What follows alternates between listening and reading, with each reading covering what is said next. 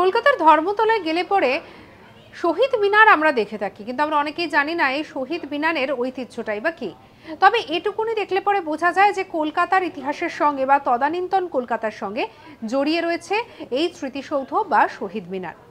যেটা জানা যায় যে 1969 সালের অগস্ট মাসে তদানীন্তন যুক্তফ্রন্ট সরকার এই স্মৃতিসৌধটিকে ভারতের স্বাধীনতা আন্দোলনের নিহত শহীদদের উদ্দেশ্যে উৎসর্গ করে তৈরি করেছিলেন এবং যেটা জানা যায় এই সৌধের নামকরণ করা হয়েছিল শহীদ মিনার। বর্তমানে সরকার এই সৌধটিকে রাতে আলোকিত করে সেটা আমরা জানি। বর্তমানে কিন্তু এই স্মৃতিসৌধটিকে আলোর মালা দিয়ে সাজিয়ে রাখা হয়।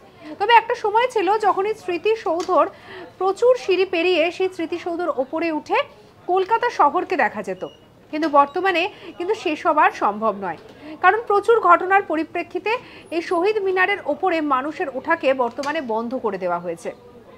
তবে বিশেষ বিশেষ দিনে, যেমন বলতে পারেন স্বাধীনতা দিবস থেকে বিশেষ বিশেষ দিনে এই স্মৃতিসৌধকে দেখতে বা এর আলোর মালাকে দেখতে সেখানকার মানুষজনের সেখানে ভিড় হয়।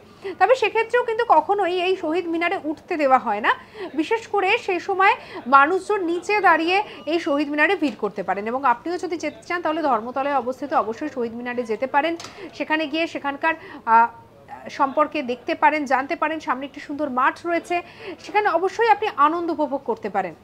তো এই শহীদ মিনার সম্পর্কে আমাদের অনেকেরই জানা ছিল না। কেমন লাগলো জানাতে ভুলবেন না। সাবস্ক্রাইব করুন আজ তাক বাংলাকে।